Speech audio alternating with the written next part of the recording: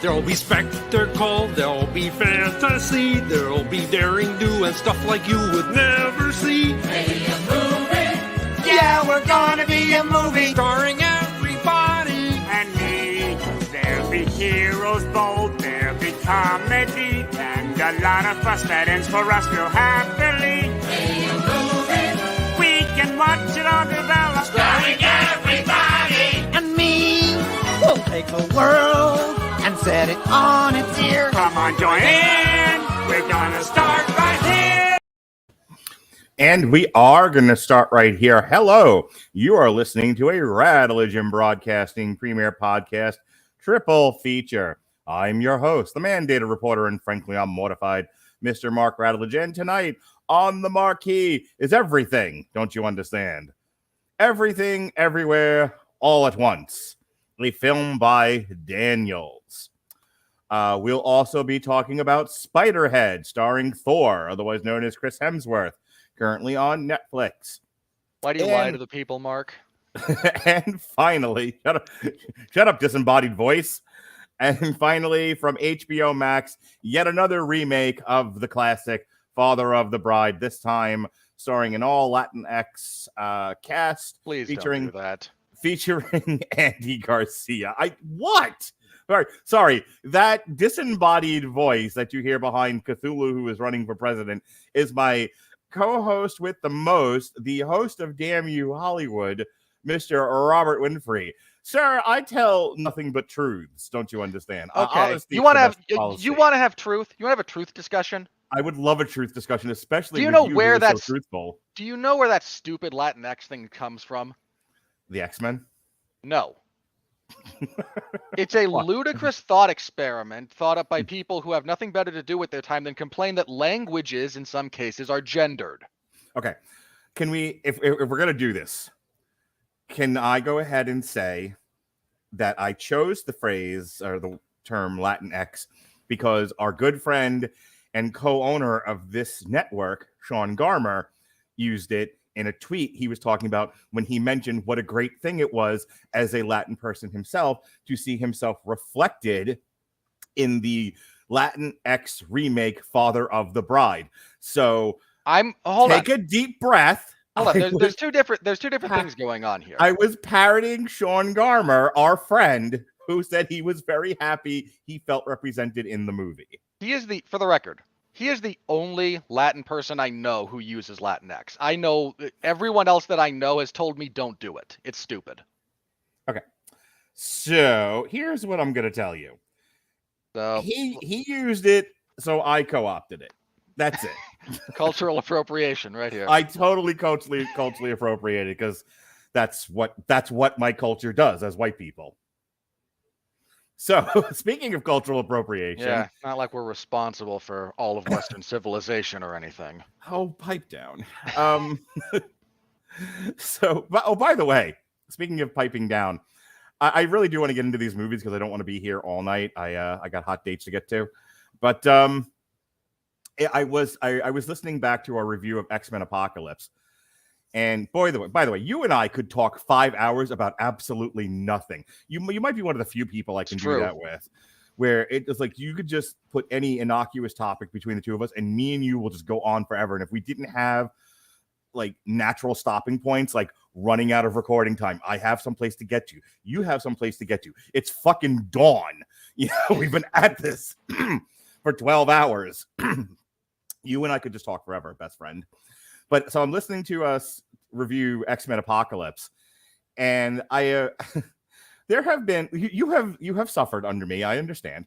You have taken a lot of my abuse, and you've taken it willingly, and you fired some shots back, and I understand that is our joust. That is what we do. But there was one thing that you said to me in the course of several years of doing this, where I was like, I was bad, and I have to correct myself, and I've shared this with you before. But I couldn't remember what podcast it was, and now I do. It was, I'm on this podcast, I will speak my mind, or something like that. It was definitely like, I'm on this podcast, I'm going to say what I want to say. And it was one of those, because I kept like saying, you're being silly, you're being stupid, don't do that, you're being silly, don't do that. And you're like, no, I'm here, I'm going to share my opinion. And I was like, you are here. I should be nicer to Robert. And it was the X-Men Apocalypse show. I mean, you were making a big deal out of nothing, as you were wont to do, but it was something to you, and I had to respect. I mean, that whole movie is nothing. So we you're spent not a lot of wrong. time talking about nothing on that show. Dude, that 2015, 2016 is a lot of podcasts talking about nothing. Let me tell you. What a weak year for film. That was 2 years. Because again, I'm replaying a lot of this stuff on W2M now. That was on Blog Talk Radio, and I go back and I listen to some of those shows. 2.5 hours of me and you just screaming, "It's a nothing movie," but somehow taking 2 hours to do it. We know we have to fill time. Like you and I are very aware of this. So while we could get out of here in 5 minutes. Yeah, right. It stinks. Move on. Yeah, you and I were very, very good about dragging things out. It was almost like we didn't want to get off the podcast. It was like, do you want to go back to your life? No. Not especially. No, not really. Let's talk more about nothing. All right. So speaking of nothing, everything, everywhere, all at once. Yeah. That's what we're here to discuss. That's our first batter up. All right. It's a 2022 American absurdist comedy drama film written and directed by Daniel Kwan and Danielle Scheinert, collectively known as the Daniels, who co-produced it with the Russo brothers, who directed the last few Avengers movies. It stars Michelle Yeoh as Chinese-American woman being audited by the IRS, who discovers that she must connect with parallel universe versions of herself to prevent a powerful being from causing the destruction of the multiverse. Yes, this movie was everything Doctor Strange wanted to be, but couldn't. Sam Raimi watched this movie and sobbed. Yeah. I could have done this. Why wouldn't you let me do this? Sam Raimi got naked in the theater. Just ripped. I mean, and I don't mean like politely took his clothing off and like, well, that's the end for me. No, he's the Mongolian wrestling coach at the Olympic Games who violently stripped in protest of a judge's call. He just ripped his clothing off Lex Luger style and just cried. And like I normally would say, like, well, he walked into the woods to live deliberately. No, Sam Raimi went and cried all the way into the woods after seeing this movie. This is everything he wanted Doctor Strange to be, but could not let it be. It stars Stephanie Su, Kei Hu Kwan, Jenny Slate, Harry Shum Jr., James Hong, and Jamie Lee Curtis. And I kept looking at her going, is that Jamie Lee? Jamie Lee, what have you done to yourself? She put on a bodysuit for the movie. Apparently. All right, so we have been this was one of those where it came out in limited release. In fact, let me see if I can find it here. It had its world premiere at South by Southwest Festival on March 11, 2022. Then it had a limited theater release in March 25th of 2022. Then followed by a nationwide release April 8th. It was put out by my favorite film studio. And if you're looking for bizarre pictures that are off the beaten path, if you're as sick and tired of Marvel movies as we are, watch everything from A24. I cannot say enough good things about this studio. Well, they are like 9 for 10 in like just weirdly awesome movies. Well, they did do The Green Knight. 9 for 10, fuckface. On March 30th, 2022, the film was released in 6 IMAX theaters. And due to the popularity of the film, it's like for an indie like this, this is doing like gangbusters. Yeah, for the record, the reason this didn't get a Damn You Hollywood proper is because its release schedule was so inconsistent. It was originally supposed to be in one place at one time, and then it came out in wide release, and then we already had the schedule set, so there was no real time for it. Right. It was by the time it hit wide release, we were so packed with other feature releases, wide releases, that there was no room for it. Yeah, that's kind of how it wound up here, taking up the lion's share of the time while we then pretend that 2 other movies exist. Yeah, well, I scramble to find 2 other movies to fill the triple feature slot with. In any case, the film was not released in parts of the Middle East due to censorship of LGBTQI issues. More on that tomorrow when we discuss Lightyear. And then the film finally, and this got moved a couple of times too, because we were supposed to do this with After Yang as a Damn You Hollywood just without the money. But they kept moving the digital release date as well. And by that point, I was like, I'm done with this. And I had to like start combining reviews. Yeah. So it finally came on digital, PVOD, June 7th. So just real quick, and then I'll jump into the plot synopsis. When did you get a chance to see this? What were your hopes and dreams for this movie? You know, I know you were forever on the hunt for something to make you feel something, to make you not hate the film industry. Did you have high hopes for this one, or what?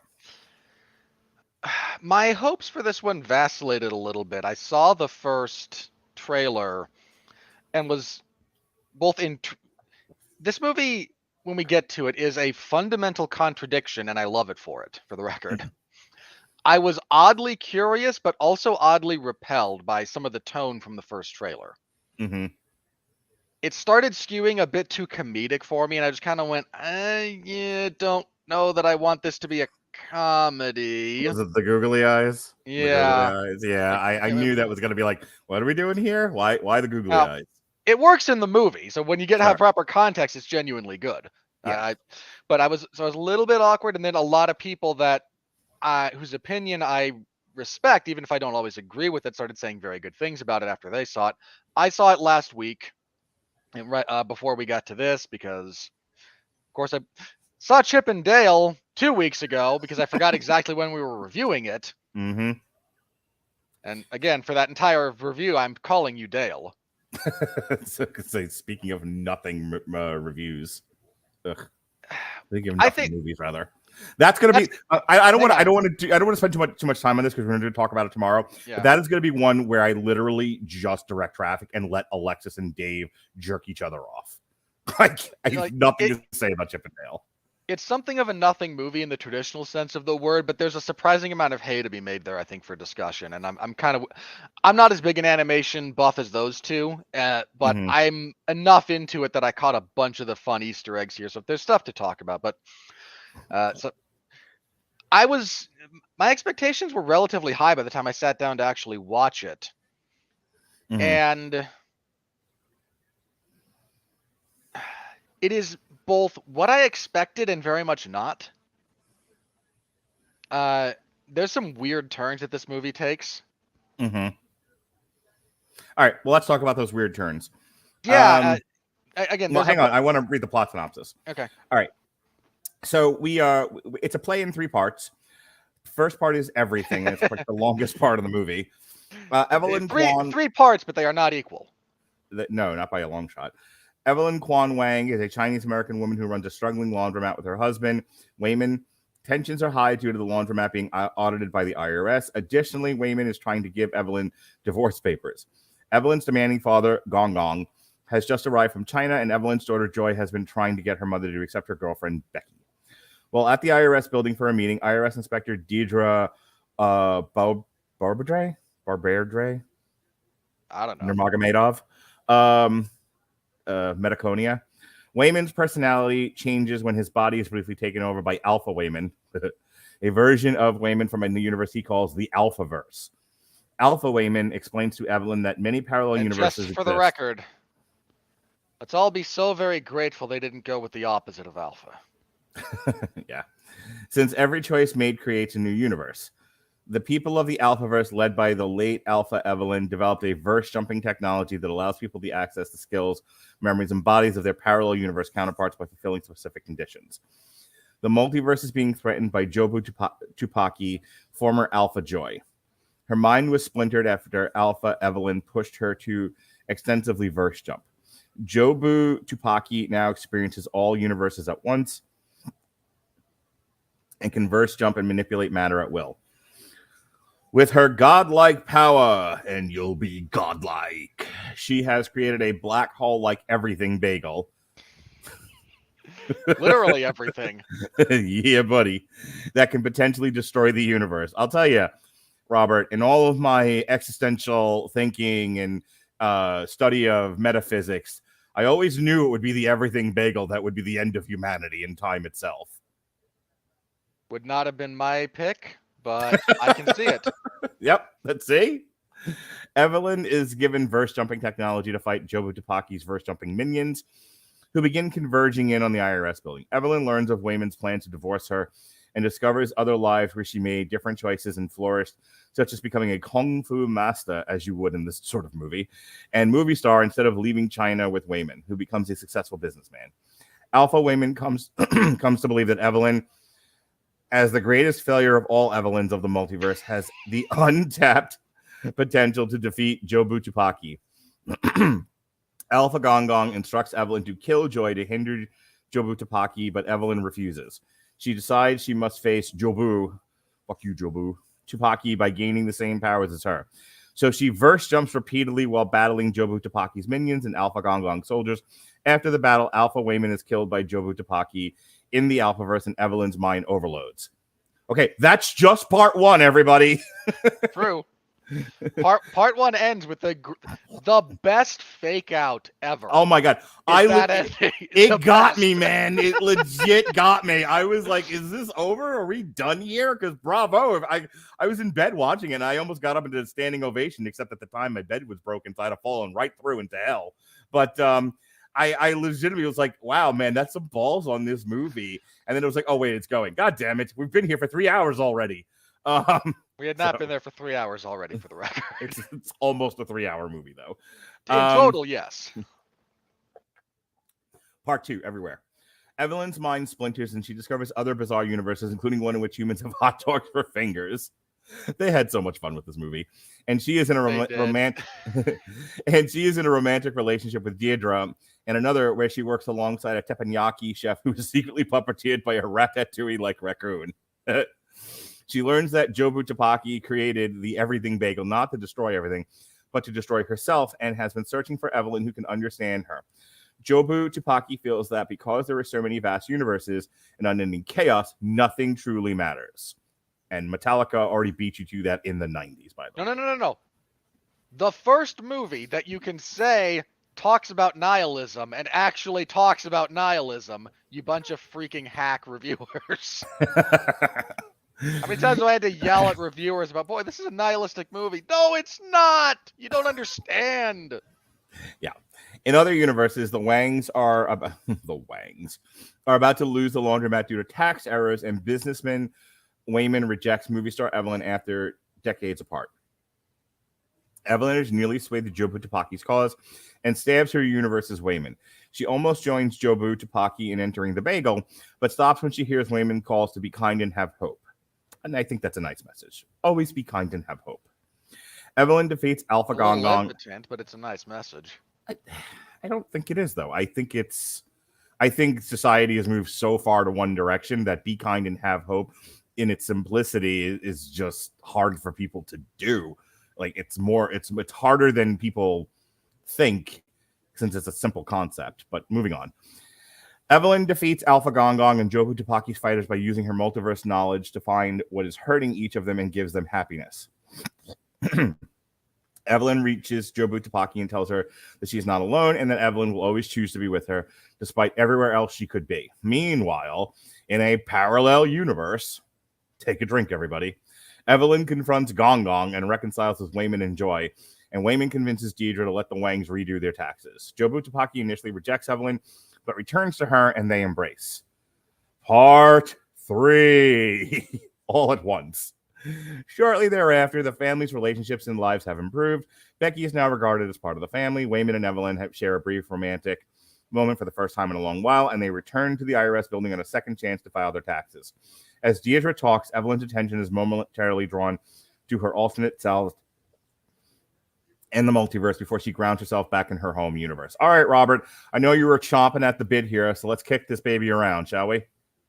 Yes, let's. This movie's great. Yes. Like, there is just an unending amount of joy that seeps through the film. Like, everyone involved in this is having fun, and it's so obvious. It's the kind of thing that you want your movie to have this, but you can't plan for it. Yeah. The times when, everything that goes into making this just kind of bleeds through into the screen. This thing must have been an absolute blast for the fight choreographer because they played around with so much stuff. Yeah, I really wanted to hear you talk briefly, but do spend a little bit of time on this because I know that you're a student of fight choreography, and I was really interested in your critical review of that part of it. It leans into the absurdist in a good way. it's the kind of thing that lets you know as an audience, like, wacky stuff is going to happen and you kind of have to go with it. But as long as you get enough of the stuff that maintains its internal consistency right, you're good. Mm-hmm. I mean, there's a bit where Jamie Lee Curtis channels a pro wrestling variant of herself and uses pro wrestling moves when fighting Michelle Yeoh.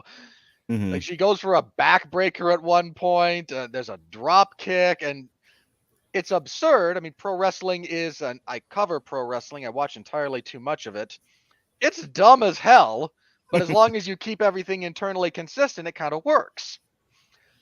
So that kind of contrasting with the more traditional Chinese martial art that Michelle Yeoh practices, we lean into the.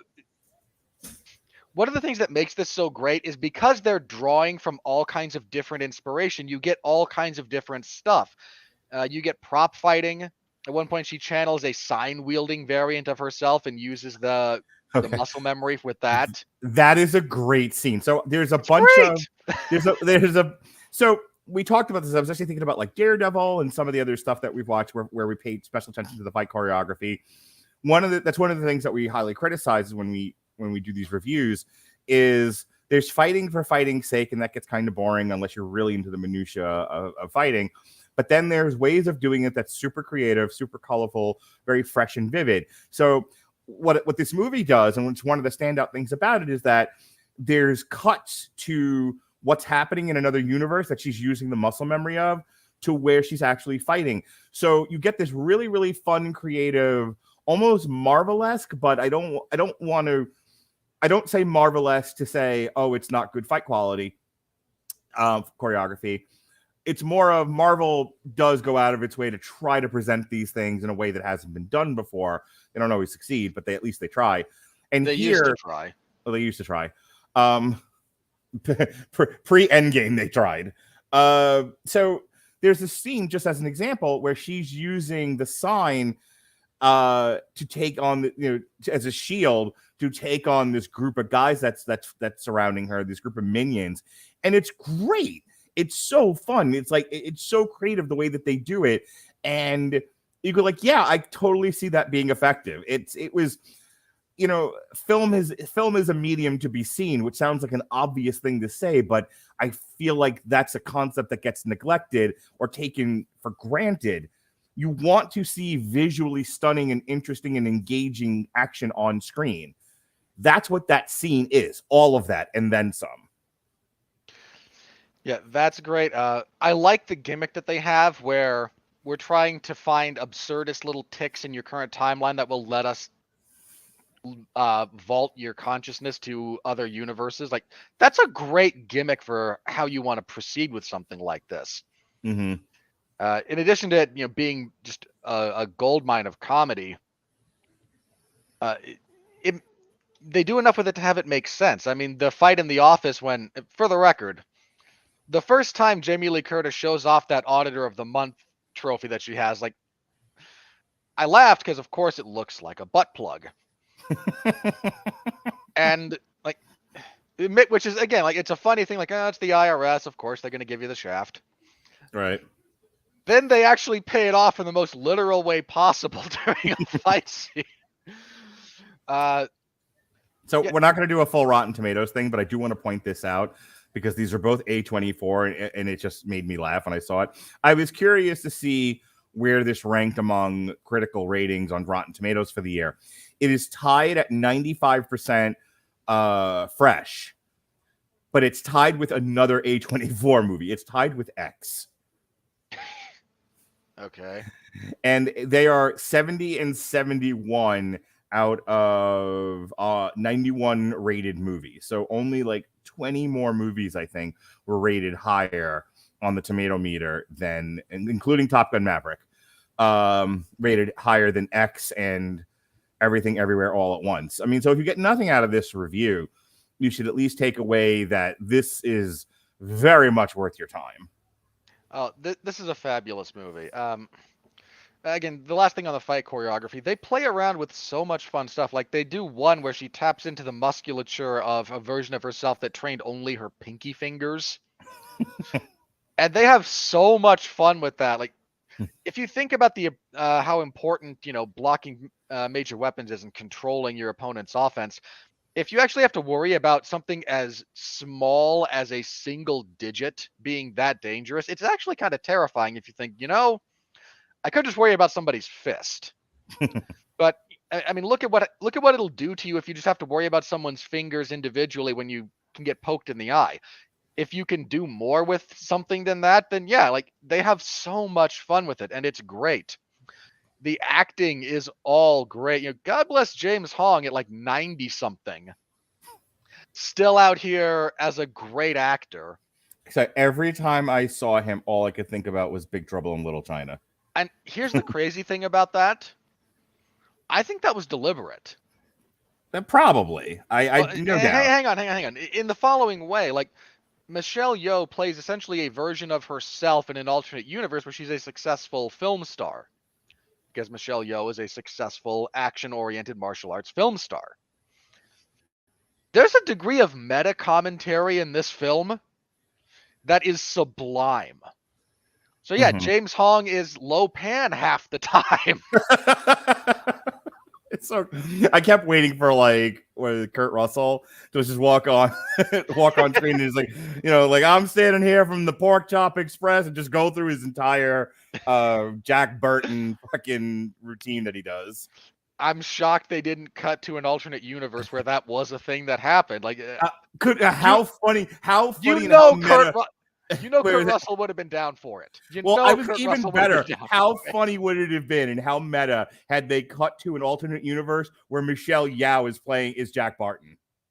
They could have done that too, or substitute her for Michelle Pfeiffer's character. Like, there's so much. Oh, that would have been great. We need another one of these. We don't. Please don't ruin this with a sequel. We need a sequel where they just go to other movies that the actors. Can I get a Pornhub version of this where we cut to one? No, we cut to one that's in the Goonies, and old Kei-Hoon Kwan is because he was what was his character's name in the Goonies? Oh, just keep going. I don't want to waste time trying to remember a character's name for a bit that we're doing. Let's just keep going. Well, I bring it up because I want to mention the actor, because Kei-Hoon Kwan, man, he was in two of the bigger blockbusters from a very specific period of time. Oh, Data you're talking about. Yeah. Oh, shit. That's Data? Yeah. He's Short Round in Temple of Doom, too. Oh, well, yeah. I remember Data and Short Round just when I was during the unknown pandemic of unknown origin and the subsequent lockdown when there were no movies coming out. I would take my kids into Pinellas County to go see like $5 old classics in the theater. Yeah. Right. So like we saw Temple of Doom, and I saw like within like weeks of each other, we saw Temple of Doom and we saw Goonies, and I was like, Data's Short Round. I didn't realize that back when I saw them contemporaneously as a child. So yeah, and Wayman is that character, same actor. Oh, that's brilliant. Wonderful. I'm glad he's still getting work. Like, that's why I wanted to do the Goonies cutaway with him as an old version of it. Oh, damn. Now I get it. Okay. I wasn't picking the Goonies at random. Okay. Fair enough.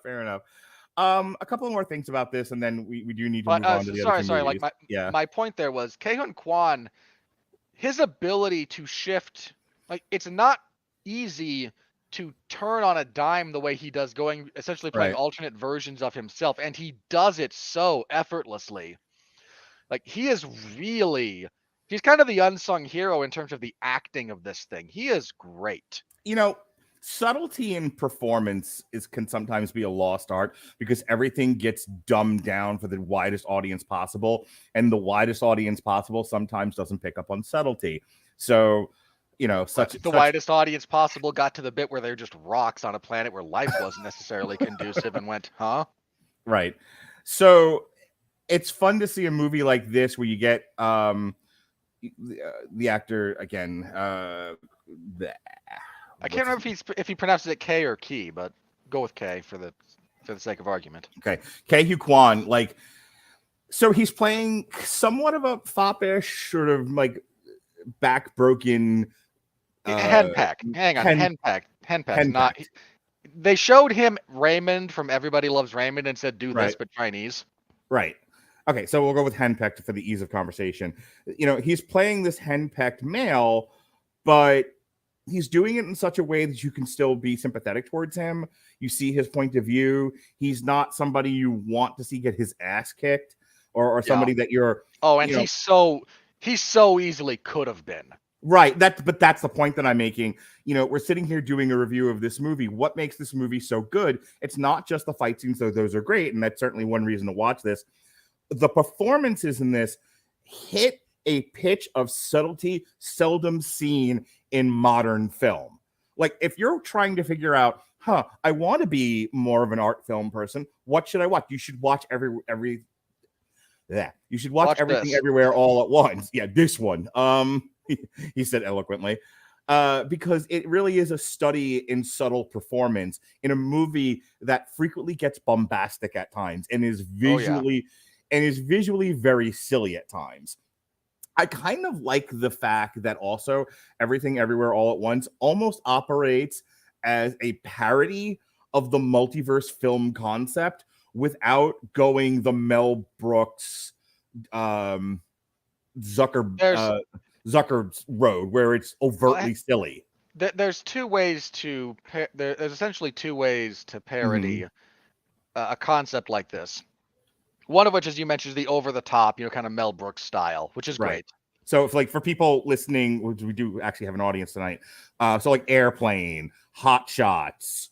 Can I just say for the record, I rewatched Hot Shots Part 2 the other day. Yeah. I'm convinced we're living in a parody because if Lloyd Bridges is not just Joe Biden in 2022. Okay. Well, hang on. That's not me. That's not me making a political statement about left or right. That's me looking at Joe Biden and most of the speeches he gives and going, "You're just Lloyd Bridges." So so at the next State of the Union, when Joe Biden is talking about the price of gas, and he's like, "Looks like I picked the wrong week to stop sniffing glue." We'll know why.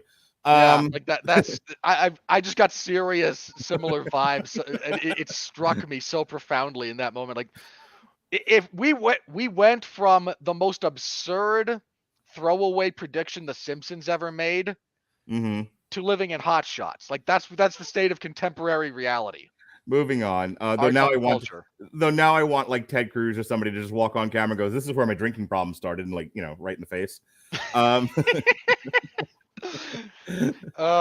Someone. Yeah. Anything. Congress as a Zucker movie. Anyway, so yes, there's two ways to parody. That's one. Is the other one, the overtly like Mel Brooks style, Zucker style. So the other one, and the other one actually isn't what Everything Everywhere All at Once does. It is a bit of a parody, but it's a side parody. The other way to do it is the really almost cynical, satirical, biting way, and that's what Rick and Morty does. Right. For anyone who's happened to have watched that, and I'm not gonna go. This one is almost a meditation. Yeah. But the meditation this is a silly concept, so we're gonna have fun with it. So, if you think about the multiverse, right? There's so many. Everyone takes it so seriously, right? The metaphysics of the whole concept of the multiverse is silly in and of itself. On its face. It really is. It's nonsensical. I'm half convinced it gained life because there are a bunch of physicists sitting around who just had nothing better to do with their time. Yeah, probably. That would only make sense. And I feel like as a meditation, Everything Everywhere All at Once says, let's take this, let's recognize the silly of it and say, okay, well, if it's silly and this room has no walls, it's just an open space to play, let's play in it. And then let's take some of these other things people like kung fu fighting, but let's do it with an old Chinese woman instead of, Keanu Reeves. Michelle Yeoh is not that old. All right. Is she a traditional action hero? No. Well, not to Western audiences. She's 59. That's not old. Okay. In dwarf years, sure. Seriously, James Hong is right there. My producer is yelling at me. She was in Crazy Rich Asians, which I forget had a lot of kung fu fighting in it. Yeah, okay. Watch a hockey game. Thank you. Look, what she really was the best Bond girl of the Pierce Brosnan era. That was 100 years ago. It really wasn't. You're not that old, Mark. You don't get to be that cranky yet. Neither Well, am I, even though we're getting there.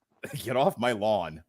Anything anything else? Okay. Last Yeah. thing I want to say about this, because Yeah. I mentioned that this movie is very much a contradiction, and its finale is no less so, in a weird Yeah. way. It has to, if you're going to ask the fundamental question that, if I might quote Doctor Strange very briefly, if you have to deal with the grand calculus of the multiverse, you have to then fundamentally answer the question of why does anything matter? Right. And there's so many movies, especially if you look at various comic adaptations that play around with this, or just comic book source material and whatever you happen to. They're a bit afraid of this question. And I understand why. I don't even think it's a fear, though. I think it's just not wanting to deal with it because these are not metaphysicists. These are this isn't even hang on. This isn't even metaphysics. Like this, I mean, like on a philosophical or a moral level, which is something that doesn't change what I said. These are fiction writers. They're not really contemplating the greater questions of the universe. They're being paid to write fiction that people will pay money for. Well, so again, when I say they're afraid of it, that might be they're aware of their own inadequacy when tackling it. Okay, that's fair. But whatever it happens to be, they don't deal with this question. And that question is, again, like assuming that this is reality. What is the point of anything? Right. And people don't like asking that question because most people don't have an answer. Most of us don't want to hang on. Most of us don't want to accept the fact that if we understood the multiverse as presented to be real, like again, what do you don't matter. But all right, let me jump in here, and this is going to be. I really don't want this to dovetail into yet another 3-hour conversation because you and I are likely to do that. That's why we started the way we started tonight. So everyone's ganging up on me tonight. I don't like it. Well, one of our fans here just wrote in all capital letters and exclamation marks. That is not old. Moving on. Look, 40, 50 years ago, then yes, 60 was kind of old. Okay. Old for an action. Oh God, I don't want to do this again.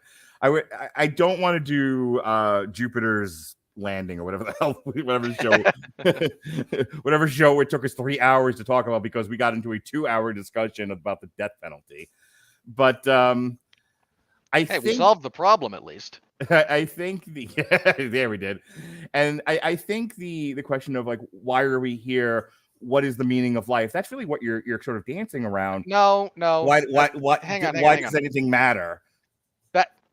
That's not the question. And this is what the multiverse.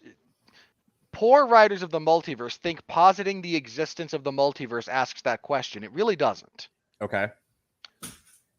The existence of the multiverse, even in fiction, if it exists concretely in your story, you are not asking the question, what is the meaning of life? What you're asking the question you're actually asking is, when facing incontrovertible proof that nothing you do matters, what is the purpose? Because those are not the same thing. So believe it or not. So for the people watching who may have just gotten a little lost, what you're talking about is when you have an infinite possibility of outcomes, then nothing you do matters because somewhere else in the universe, a thing is resolved, a thing is happening. So when you say nothing matters, that's what you're referring to, yes? Yeah. Again, like when people have this discussion in actual reality, it's all based on assumptions. Well, there's consequences for what your actions, but you're talking about a finite space. You're talking about this universe. I'm not only talking about that. I mean, even if we wanted to extend this out slightly, I mean, there's something of a fundamental question that has to be asked about. This is one that people don't like talking about, and I'm not asking you specifically, so you do not have to answer this question, but I'm going to ask it in the general sense. Finish your thought, relate this to the movie, and then we got to move on. Will do. there are assumptions that have to be made about how you live your life, specifically relative to, is there anything after you die? Right. And you can talk with people on either side of that particular equation and every gradient in between, but you have to make assumptions about how you live your life based on that principle. Mm-hmm. And what spawns from that. There's a giant amount of unknowns that influence everything we do all the time. If the multiverse exists in the way that this one, or the Marvel Cinematic Universe, or the DC Universe, or whatever, if that exists, you are not dealing with unknowns anymore. You are dealing with the concrete knowledge that in a grand, infinite, the human mind is not designed to fully comprehend infinity. We can't do it. Mm-hmm. But in an infinite multiverse where everything that could ever happen will happen, has happened, continues to happen, there's an infinite number of universes where you have made infinitely every choice that you could ever make, will ever make, and have ever made, and an equally infinite number of universes where you never exist to begin with. This is proof, essentially, that nothing you do matters. Because Right. you're not dealing with a thought experiment about the grand nature of human existence. You are dealing with concrete physical evidence that nothing has consequence of any variety, anywhere, ever, never has, never is going to, and never will in the future. And that is the kind of horrifying realization about everything that drives people insane. And whether that means in a straitjacket in a loony bin, or just the kind of walking, unconscious, zombified state of existence Well, that a I giant do number of people in reality I do deal with. wonder if, like, to pull away from the gravitational pull of that kind of thinking, if people then cling to traditional religion, because traditional religion tends to speak to a finite consequence of your decision making. If I do X, I will go to heaven. If I do Y, I will go to hell. And that is something that people will then cling to, so that they don't get sucked into the morass of metaphysical philosophizing that you're talking about. Well, I'm going to relate this to the movie, so bear with me for just a second. I would love you to relate this to the movie. Well, that's the question that is asked at the end of the movie. Yes. You have a character who is faced with the unending horror of simultaneously experiencing infinite possibility and infinite reality, and has now accepted and bought into the notion that because all this is real, Mm-hmm. and I know it's real because I am living it, Right.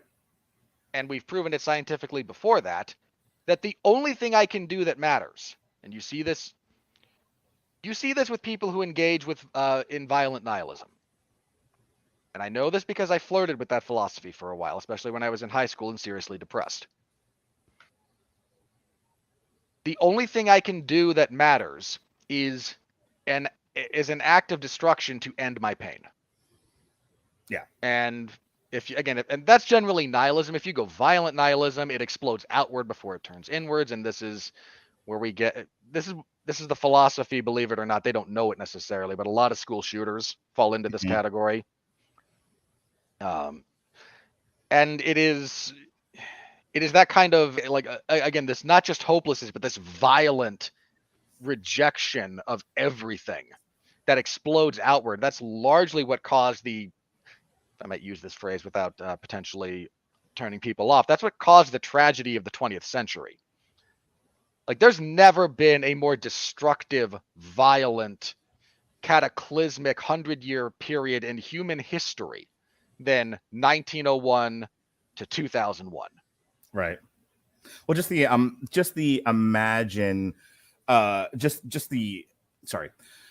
amount of simultaneous death that takes place in the 20th century via atomic weapons. Not even just that. I mean, if you look at the history of the 20th century, you have 2 world wars. Right. And between them, a pandemic more deadly than the 2 of them combined. Yeah. And you have conflict on a global level. that had never been seen before. You have it mechanized and efficient in a way that had never been seen before. Right. And again, like, I'm not saying that history before that was replete with sunshine and rainbows. It was violent, it was ugly, it was in some No, cases but it, much more brutal than you think. well, I But was if going we're to say, like, talking, even if you're talking about like the amount of death in a single 100-year period, it took a lot longer to get to the kind of numbers that the 20th century had than in in the a time. single 5-year period. Right. All right. We gotta move this Hang on. on. So Yeah. So wrap up. the point there is this movie doesn't shy away from that particular question. In fact, it is the Mhm. central conflict. This movie is very much a family drama at its core, like the Yeah. emotional core of this. My daughter is horribly depressed and suicidal. It's not much more complicated than that. Right. There's frills on it and a lot of fun frills, but that's the fundamental core, is a mother and daughter who are somewhat estranged trying to reconnect. And this movie's answer to that fundamental question is the only real answer that, assuming you do not have some kind of belief in a higher power, the only way you can kind of combat this nothing I do matters is with a sort of clever twist of phrasing. If nothing you do matters, then the only thing that matters is what you do. Right. And that's all you can do. It's actually a very hopeful movie in that sense. It really is. Like, this is a profoundly uplifting film. There's a bit that Evelyn goes through that I don't know if it spoke to, I imagine it did not speak to you the same way it spoke to me for a variety of reasons. But when she kind of goes like, why can't I just go be in one of these other universes? Why can't I live there? I want to live in the sauce. For my Simpsons reference of the evening. Second, actually, because I mentioned Trump. But there's this bit where she's just, of all the things I could have been, I became me. Right. And that resonated. I can see why it resonated with you too, but I think a lot of people, like, if you start imagining what you could be in another universe or with different choices, and you go, why did I have to be the one in this universe with these circumstances? I don't think I don't think that's an alien feeling for people. Well, let me say why I think it probably spoke to me more than you. That's not to say it didn't speak to you at all. Mm-hmm. I'm going to go out on a limb and say that while you certainly consider other paths your life has taken, you're more or less okay with who you are and where you are in the world. Again, not perfect. On a good day, yes. Again, I don't mean perfect. I do not mean perfect. Nothing's perfect. But I mean that I imagine most of the time you look at your life, mm-hmm. and you look at the people in it and what you have done, and yeah, it's rocky, but you feel a sense of satisfaction and contentment with the life you have made for yourself. On a good day. Again, I'm not saying, not perfect, but no, I'm with you. I just yeah, I spend an inordinate amount of time mm-hmm. really wishing I was any version of myself other than who I am. Right. I do not like myself. And I've struggled with that, and I continue to struggle with that, but that's when she's sitting there going, look at all the things I could have been. And boy, do I really wish I was any of them. Okay, can I go ahead? I would take hot dog fingers over me. Two things. One, I think it's a brilliant point that you're making, but I think that this resonates with me more so than I think most people is wildly inaccurate, because I will tell you that I think the vast majority of people, and if you get nothing else from this film review, and then I'm really pushing us on after this, if you get nothing else from this film review, take what Robert is saying about this consideration of wanting to be anyone but the version of yourself you are right now, and see it reflected on the screen in this otherwise very, very fun and fresh and vivid and exciting movie. I think that it will resonate with most people. I think most people in their daily struggles, at least across the United States, I'm not going to speak for the rest of the world, so I'll speak for my own countrymen.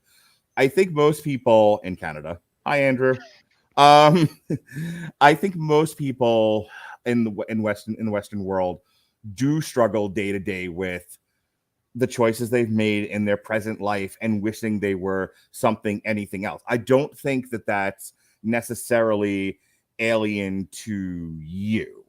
Hang on. And so my producer put this up here and said, you aren't alone in your feelings. Most of us hate ourselves. Well, this was a fun review. Can we do this more often? And tune in tomorrow when we discuss the decline of Pixar Studios and Chip and Dale Rescue Rangers. And Mark signs divorce papers. Oh, some people wish. All right. The absolute last thing on this, again, like that. 50 words or less. Yeah. That spoke to me because it deals very much with my personal mental health struggles, right? In a lot of real ways. But this movie does, again, this is a contradiction. It encourages you to find, as most movies that deal with this stuff do, because this is one of those like universal things that is true and untrue at the same time, which makes it both poetic and, again, almost truer in a sense than most truths. Mm-hmm. That it is the things in your life day to day that make it worth living and that help give your life meaning. I mean, that scene where this is one of the alternate realities where action star Evelyn talks with business magnate Wayman, and he says, in another life, I would have been perfectly happy to just do laundry and taxes with you. Yeah. Like, you will never find a perfect version of yourself, a perfect version of reality. There's always going to be those things. There's always going to be those questions. There's always, always, always going to be things that you are unsure of. I was going to say, it also does deal with the sort of the metaphysical element of more, needing more, wanting more. Yeah. Always chasing that final piece of your heart that's missing. I mean, what is Jobu's goal here? Like, she could have walked into the everything bagel as soon as she made it. Right. She wants a bit of connection. She needs someone to understand. Right. Before she ends her life. Not to be completely depressing and take this for another hour, but it's kind of like, when people leave a suicide letter, most people need to leave something behind so that people understand the incredibly selfish and terrible decision that they've made. Most people just don't go and do it, and then there's nothing. Well, there's another variation of this that you get from people who have survived like kidnapping or POW experiences or whatnot.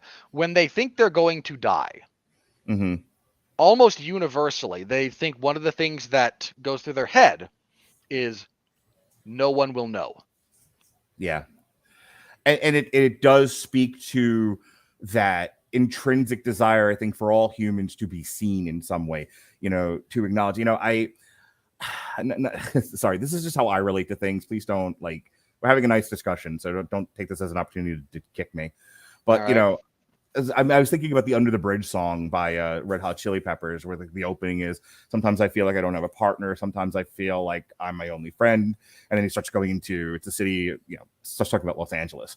But, it's that idea of the universe, the city, the state, in that order, being so big that you start to lose sight of yourself, your sense of self, and then you've become invisible, and then you lose that connection to humanity, and then you don't feel like you exist at all. And that's probably one of the most depressing feelings of all.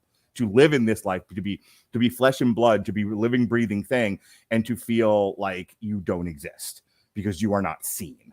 That's hard. And it's weird that this is the movie. Tell me about it. You are. We see you. I mean, we currently don't see you, but we see you. That's when my depression was really bad. Like, that's one of the things that I really should not have made this a triple feature. as soon as I got done with this movie, you should have just been like, dude, kill Spiderhead and Father of the Bride. There's new time. But I still struggle with that feeling. I do too, dude. I have a wife and kids, and I struggle with it. I can name 10 people just in our circle of friends who will come on this podcast right now and be like, I don't feel like I'm seen either or heard. I mean, it's not. I'm going to say this, and then I'm literally jumping into Spiderhead. It's literally one of, I think, the most telling about modern society, and I think the most shared experience is this collective feeling of not being seen or heard. I think the people who do feel seen or heard are probably some of the worst people on the planet, because like there's that like inability that like they don't have that sense of self-reflection. You know what I mean? I don't know. Okay. What a fun discussion this was coming out of this movie. Like, hey, I'm Great movie, people. See it if you haven't.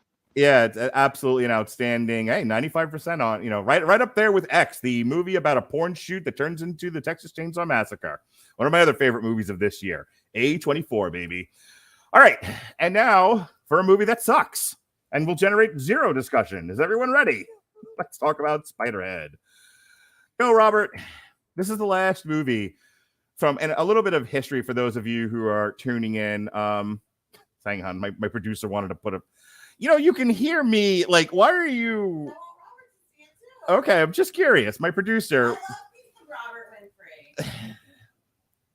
My producer loves you. She wants you to know that. Sure. I appreciate that. I can't see him, but I'm pretty sure he's blinking silently. All right. So they don't have the ability to think of others above themselves, so of course they feel seen. All right. Thank you. Yes, the only redeeming quality of Spiderhead was Chris Hemsworth is a pretty man. I'm going to take that one step further. It's not just that he's an attractive man. He actually makes a darn good villain. And I'm so used to seeing him as, the hero, that seeing him turn the slime ball factor way, way up. Really nice performance out of Hemsworth. Well, it's interesting, and I want to introduce the movie proper, but it's interesting because Hemsworth gets pigeonholed into either action hero because of Thor or Dum Dum because of Ghostbusters. This might be the first time I've ever seen him in smarmy villain role. Dude, but let's get there. This movie actually letting him act. Yeah, was such a this isn't quite like occasionally you will have moments with actors when you realize how good they could be. Right. The most profound one of those for me was, and because it was such a whiplash from what I'd just seen him in, I watched Chris Pine in a movie called Hell or High Water. Yeah, well, we talked about that. Yeah, and I'm just resharing the story. And it was a total revelation about the depth of his talent. Yes, because he has been so utterly wasted. Right, but because people saw him on whatever stupid comedy he was on, and then he was fucking Star-Lord, that people forget that he's what do you call him? Kirk. He was he's an actor. First of all, he was James Kirk, not Star-Lord. I'm sorry. Yeah, okay. I'm Chris Pratt, but same thing. You get Chris Pratt, the dinosaur chaser, that's a nothing role. Then you get Chris Pratt, who can actually act. Same deal. Yeah. And I had a little bit of that moment here. Again, not as profound as I did with Pine. Like I got out of Hell or High Water and went, dude, Chris Pine, stop. Never go back to Jar Jar Abrams and Star Trek. Never. You are too good for that. You are too good an actor for that. I'm sure his response was, yeah, but the paycheck is sure nice. Well, what the hell am I going to say? You do one for the business. You do one for yourself. So, but I got that vibe from Hemsworth here. Like, he's so much better than he is allowed to be in most of what he does. I think that's a lot of Hollywood. It's just putting you in a box, and then the actors doing enough Thor, doing enough Marvel, doing enough high IP that they can then stretch and do something else. And sometimes, sometimes you get an Ex Machina, and sometimes you get a Spiderhead. With that being said, not a good movie. No, not a good movie. We're not going to take that long on it, but I do want to say this for those interested in how the sausage gets made.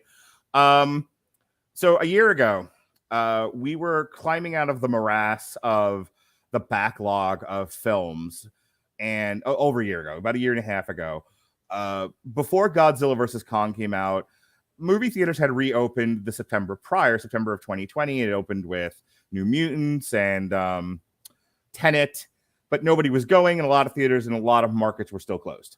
And then, the government closed everything down again because, yay. Right. So, Damn You Hollywood was sort of limping along, and we were doing a lot of television to kind of make up for it and other stuff. And and Robert and I had a conversation about like, what are we going to do to keep Damn You Hollywood going? Because we don't really have a lot of in theater films to, and the podcast itself has a specific structure. So we were struggling with like how to keep going with this. And, you know, we played around with different ideas. And at one point, Robert, and this is the point of the story, Robert's like, here's a list of everything coming out on Netflix I would like to talk about. Let's just start doing streaming movies because that's all there is. And then we monkeyed with the formula a little bit to accommodate that because there was no money to talk about. And that's a big part of Damn You Hollywood. All of that to say, we've now covered every single one of those movies except this one, which I feel like got delayed a half a dozen times. For no discernible reason, as far as I can tell. I don't know, like whether they were doing reshoots. At one point, the movie was known as Escape from Spiderhead, which, considering it takes actually makes more sense. Well, it takes up to the last 10 minutes of the movie to try to escape from Spiderhead. The rest of it's this really talky weirdo picture. But this is it. This is the last of those movies of your list here. So I wanted to make sure that we talked about it, even though at this point we have more than. At this point, we have more than enough content, but I was like, no, this is on his list, so we're getting it done. For the record, when I looked through that list, I saw Chris Hemsworth was attached to this and went, yeah, sure, I'm interested. Did you know Miles Teller was your He nemesis? Was not listed. I would never have sent you the link to this movie if I'd known old Deadeyes himself. I fucking saw that, and after our discussion of Top Gun Maverick, where like I had friends texting me, why does he hate him so much? I don't understand. You know, like to this day, I still have friends like will text me, but just like I just watched the Miles Teller movie. Tell Robert. I'm like, all right, easy. Calm down. Calm down. Googly. What you do to yourselves in the privacy of your own lives is your own issue. But if you're that kind of a sadist, there's better ways to do it than supporting the career of Miles Teller. All right. Old Dude, his eyes in this movie are dead. They are flat. There is nothing going on upstairs. All right. Just. Yeah, muscly Miles Teller. All right, so Escape from Spiderhead is a short story. It's part of the 10th of December stories, a collection of short stories by American author George Saunders. It includes stories published in various magazines between 1995 and 2012. The book was published on January 8th of 2013 by Random House. One of the stories, Home, was the 2011 Bram Stoker Award finalist. 10th of December was selected as one of the 10 best books of 2013 by editors of the New York Times Book Review.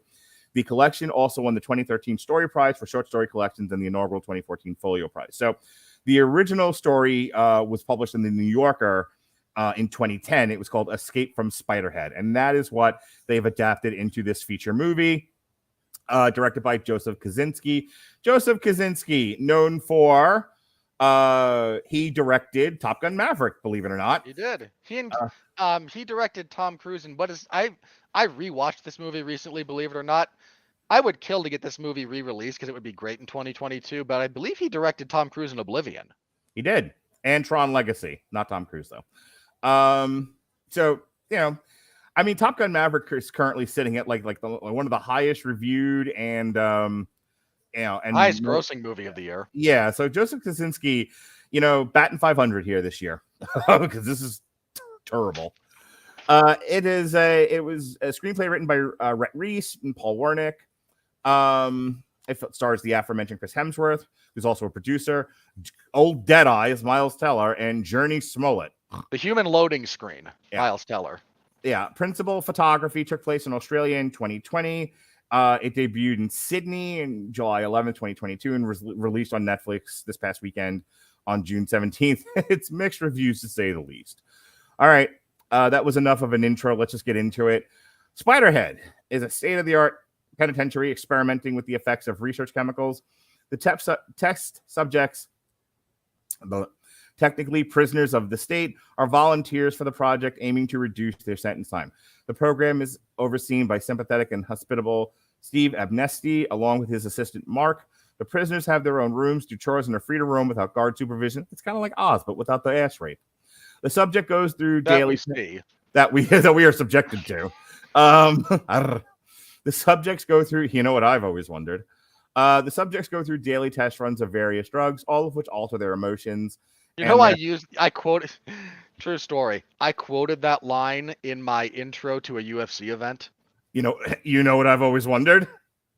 It was the first fight between John Jones and Alexander Gustafsson, because so much was made about their relative heights and reaches and whatnot, and both being just enormous men. Mm-hmm. I did actually quote, there's something I've always wondered. And you dirty dog. I don't think anyone got it. I think it's a reference that flew entirely under the radar of Yeah. everyone who was reading at the time. Only- But that quoted line is in the intro, my little preamble intro to the UFC event that I covered when John Jones fought Alexander Gustafsson the first time. Only Pat Mullen and I would have caught that ever, by the way. And that includes all the people that watched Oz when it was on HBO. I love you, Robert Winfrey. Never change. Only ascend. Inmate Jeff Teller. Inmate Jeff, played by Miles Teller. Go ahead and just call him Jeff Teller. He's playing himself. Old Dead Eyes. Still reeling from having killed his friend whilst drunk driving, is given N40, a love drug, which distorts his senses and drives him to have sex with two of his fellow inmates like you do. Steve asked him to choose which one of them to give Darkenflox, a drug that induces intense physical and psychological pain. He declines to choose, claiming he feels nothing in particular for either one of them after the effects of the love drug have worn off. Meanwhile, Steve tells him that the higher-ups have chosen him, and the younger of the two women, Heather, must be injected with a dose, though it will only last 5 minutes. Jeff reluctantly agrees, and to his horror, Heather commits suicide while on the Darkenflox after she's just like a fucking silly made-up word. After she damages her MobiPack, the device that administers the drugs. As Steve rushes out of the projection room, he drops his keys. Jeff unlocks Steve's desk compartment, discovering there are no higher-ups. The prison is run by Abnesti Pharmaceuticals. The drugs were named from a bingo card. Steve and Jeff get high together on a laughing drug, as Steve also has MobiPack installed. Steve tells Jeff that his father abandoned him as a child. Jeff confesses to Lizzie, an inmate he is close with, that he not only killed his friend in the car accident, but his girlfriend as well. Lizzie hugs him and they kiss. Steve notices Jeff's feelings for Lizzie. Mark becomes doubtful of Steve's motives, and he breaks down when Jeff confronts him. When Steve asks Jeff to administer Darkenflox to Lizzie, Jeff takes control of Steve's MobiPack, forcing him to admit the true goal of the program is to test a compliance drug, B6. They're trying to control you, don't you understand? The government with their masks. Never mind. The other drugs are merely a side project used to put B6 to the ultimate test, whether they would harm their love when commanded to do so. All the while, inmates have been consenting to various tests. They have really been under the influence of the obedience drug. With Mark and the police now approaching the island, Steve escapes. We finally get to escape from Spiderhead on his float plane as Jeff and Lizzie attempt to outrun their fellow inmates who have been ordered to catch them. High off his damaged MobiPack, Steve joyously crashes his float plane into a mountain as Jeff and Lizzie motorboat away from Spiderhead. In a voiceover, Jeff comments that self-forgiveness has to be worked on and chosen. This was 107 minutes of the longest moments of my life. Jesus Christ. You guys want to know why I hate? You guys want to know why I hate Miles Teller? This. No, please spend the next hour telling our dutiful audience why you hate Miles Teller. It's stuff like this. I wish you luck in the therapy you will be attending in the future. I love our fans. Look, I don't have a people joking about Miles Teller's success and whatnot does not annoy me. So if all the things you could kind of poke at my idiosyncrasies over, this is a fine one to do so. Oh, I'm sure she'll find some more to poke you on. I said that, like, this guy's been part of, like, some of the worst viewing experiences of my entire life have featured Teller. Fan forced. You want to? Let's just do this real quick, okay? Because Please. I'd rather just slam Miles Teller's entire filmography than actually talk about this movie. So yes, I'll talk about the film in a second, but yes, let's. All right. So starting from 2010, he was in Rabbit Hole. He was in, I guess, this remake of Footloose from 2011. He is. Hang on. He is. Oh my God. He's that character he's like the lead in Footloose? No. Stop. He's not the lead. He doesn't play Kevin Bacon. He plays Chris Penn, which is even dumber. Okay. He's in For the record, that movie's one of them. Like, that's a terrible movie. All right, he's in Project X. That's pretty terrible too. Okay. The Spectacular Now. Haven't seen it. Yep, this looks like an indie pick. 21 and Over. Didn't see it. Okay. Whiplash. J.K. Simmons did a Shawn Michaels and carried his ass in that movie. And God bless J.K. Simmons for it. That awkward moment. Didn't see it. Okay. Divergent. Ugh. Moving on. What? I have had to. I watched those movies, not just the first one, mind you, but like all of them, at various times when donating plasma. So I had no choice in that matter. They came on as a giant needles in my arm. He's in something called Two Night Stand. Never saw it. Okay. He's in more Divergent movies. Hey, and here we get to the creme de la creme. He's in Fan Four Stick. Yes, he is. One of the worst movies ever captured on film. The history of how that movie got made and what happened with Josh Trank is better than that film ever could be. In another 5 years, there's going to be a fictionalized version of that movie being made, a la Ed Wood or The Disaster Artist, and it's going to be better than Four Stick. Yeah, for sure. Get a Job. Didn't see it. With the Anna Kendrick, the future ex Mrs. Radulich, Anna Kendrick. War Dogs. Entirely too many future ex-wives, and War Dogs sucks. I don't have nearly enough future ex-wives. First of all, don't you tell me how many future ex-wives I'm allowed to have. Thank you, sir. But yeah, War Dogs is fantastic. I love War Dogs. Me. Bleed for This. Didn't see it. Okay. Only the Brave. Oh, I forgot he ruined that movie. And then finally, Thank You for Your Service. I don't know why he agreed to do that. That's not a good that movie has a bunch of problems, and believe it or not, I think he's on the low end of what's wrong with it. Gonna leave that there until somebody comes up with a better comment. All right, so I've done worse. And will in the future. Did you catch our coverage of Thor versus Eddie What's His Face? Where I had friends writing in comments, and somebody put up the comment about the pig's orgasm. That vaguely catches my memory. Yes. Yeah, what that devolved into was people just sending me random facts and me putting them on the board if one was funnier than the other. All right, so let's talk about Spiderhead. Spiderhead is a talkie movie, which you can have a talkie movie. It's fine, but you have to be saying things of interest. The problem with this movie is you don't get a sense of what the stakes are. The movie lacks in any kind of dramatic tension. I mean, you are physically you can be drawn in, I think, to the individual scenes, but then the movie kind of plays like a movie filled with sketches, like Amazon Women on the Moon or something, or a Kentucky Fried Movie, only not nearly as funny. It just felt everything feels kind of disconnected. Yeah, there's a few major problems here. One of them, like you mentioned, there's a real lack of connective tissue. Yeah. 2, Hemsworth does such a good job of being a smarmy douchebag that you almost root for him in a lot of respects. Because this movie and the writing did the same thing that Lovecraft Country did, and this annoyed me when that show did it, and that was a much better film series than this was, so I give that a little bit more leeway. I had a problem with it there. It felt like they got to the end of Lovecraft Country and went, oh wait, our villain hasn't actually done anything villainous other than be a white woman in the South in the 50s. She wasn't even really that, if you get into it, but that Lovecraft Country is weird. Wonderfully so. So, hey, at the 11th hour, here's her plan, and she's going to do these heinous things, and it almost comes out of left field because that is so not the vision of the character you get up until that point. You get a little bit of that here with Hemsworth. Mm-hmm. You get the sense that he's off. Like, this is your antagonist, and for all the bad reviewers who talk about gaslighting characters in film, this is how it's done right.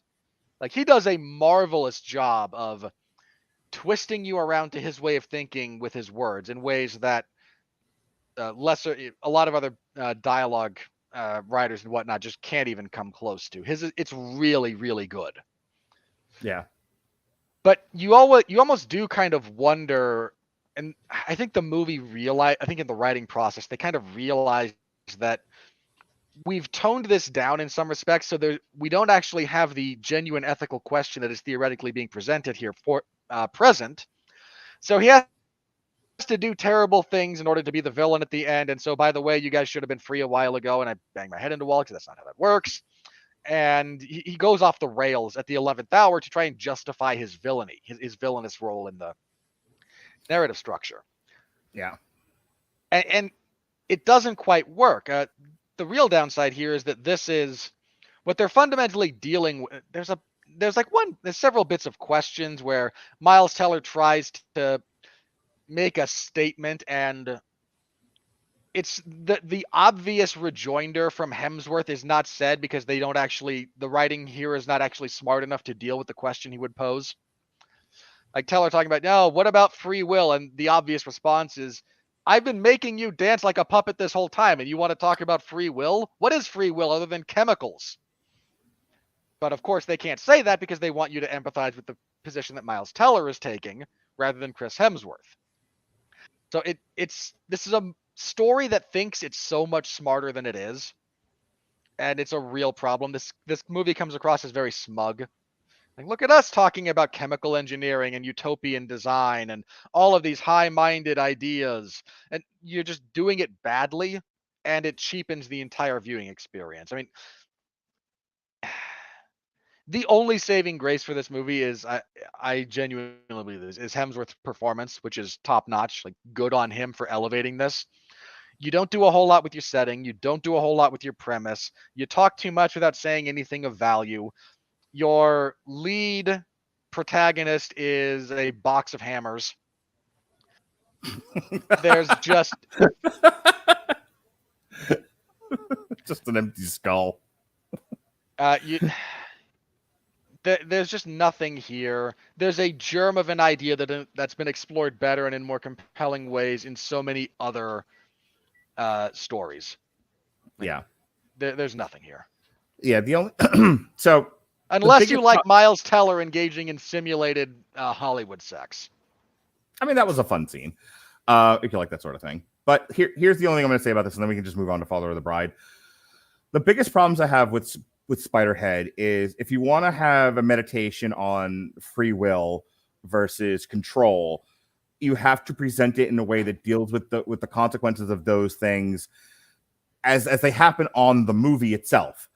It's a lot of philosophizing and it's a lot of discussion amongst the characters, but even the discussions themselves, are not really rising to the level of engaging with the audience. They just it's just people kind of shouting their positions at each other, almost like Fox News style.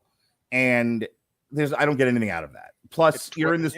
It's Twitter dialogue half the time. Yeah, exactly. It's Twitter come to life. And then you have this really, really drab setting. So if you would, a movie like this, the way to do it is to give you a setting that is engaging at least, or colorful, or if you don't want to do colorful, at least, oppressive in some kind of way. This looks like they just kind of shot this thing in a nondescript room somewhere, and there's nothing else really to it. The comparison to Oz, just as an example of things in prison. Prisons can, especially the ones captured on film, can be made to look very ominous. Like the Shawshank Redemption, that prison has a personality all of its own. That is a character in that movie. You name the movie after the setting, and then the setting is kind of a nothing place. Yeah, that's a real failure of understanding the. Mm-hmm. When, believe it or not, like the first interaction most people are going to have with your movie or your book or whatnot is the title, and the title makes promises to the consumer, to the reader, to the viewer. And if you sell it as something to do with a location, then said location does need to feature. I mean, for God's sake, at least Skyscraper, where The Rock plays a one-legged man in an ass-kicking contest and still wins because he's The Rock. The skyscraper itself did have some personality. I mean, right. The setting was key for the disaster movie San Andreas. I'm talking about The Rock again. But this is kind of what you mentioned Shawshank. Absolutely. Okay. I mean, even Oz, that prison. has a personality, depending on which block you're in. Let's talk about a classic, Die Hard.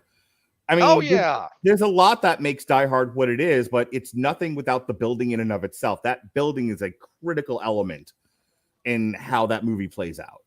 1,000,000%, absolutely 1,000,000%. Yeah. So trying to make this about the prison, ostensibly making it about the prison, and then not making it about the prison is you're causing some real disconnect with your audience there, and that's a serious problem. All right, I think we're done with Spiderhead. Spiderhead, if it's on Netflix, if you've got nothing to do and can't sleep, sure. It'll put you to sleep real fast. If you're really into Miles Teller and you want to hear him, you want to see him, bang some broad, I guess it's right up your alley. But twice, yeah. I cannot recommend Spiderhead though.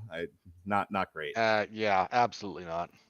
All right, so last but not least is the Father of the Bride 2022 film. We went from the good to the bad to the solidly meh. Yeah.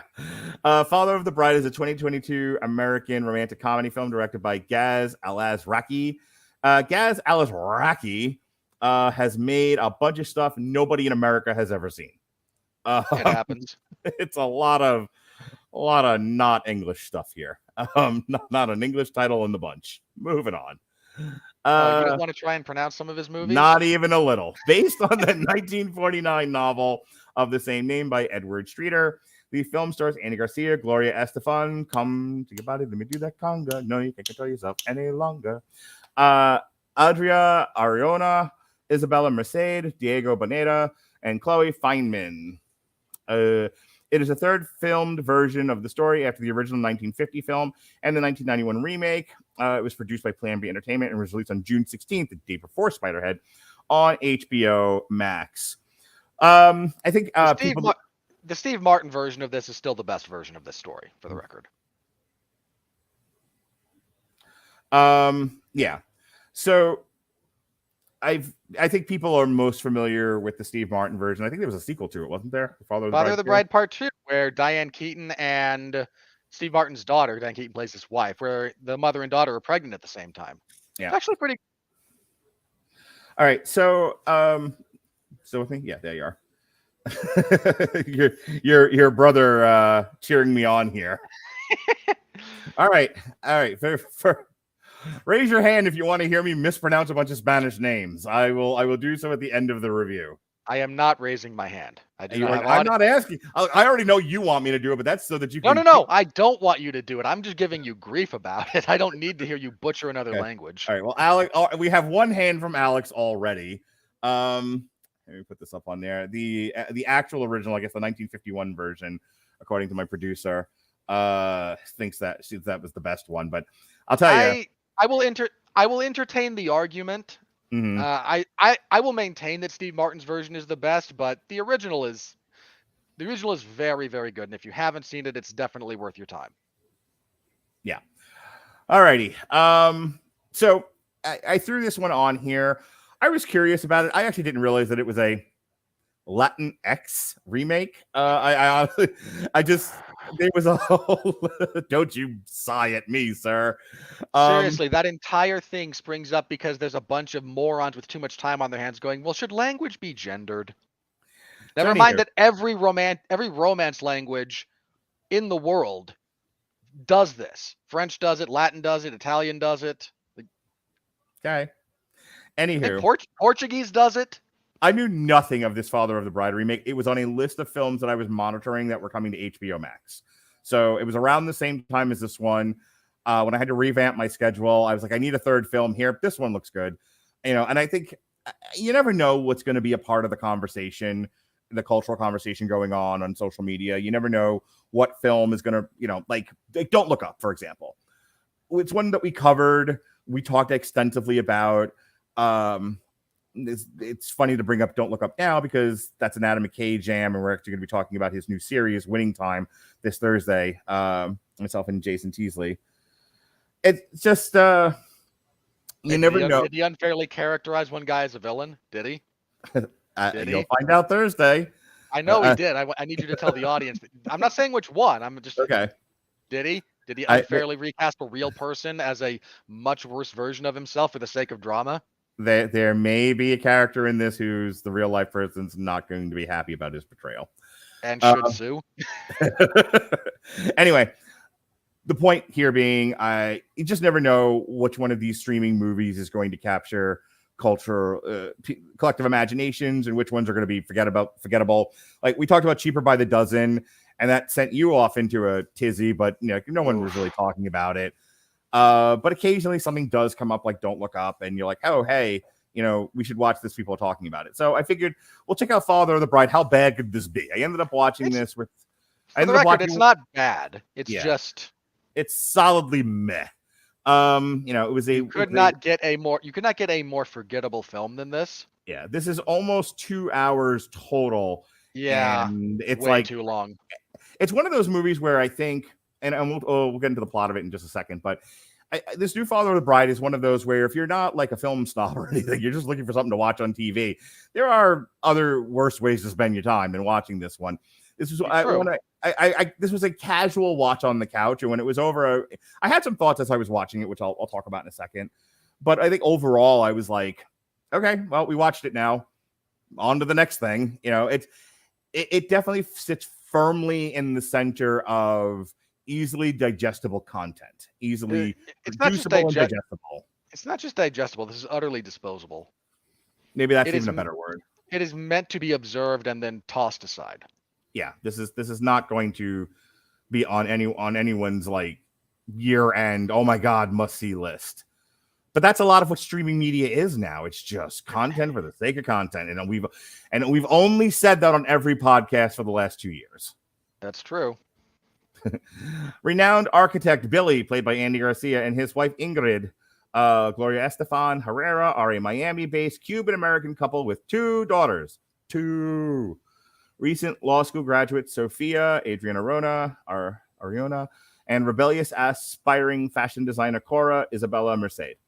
At couples counseling, Ingrid tells Billy that she has had enough of his workaholic attitude and stubbornness and wants a divorce, like you do.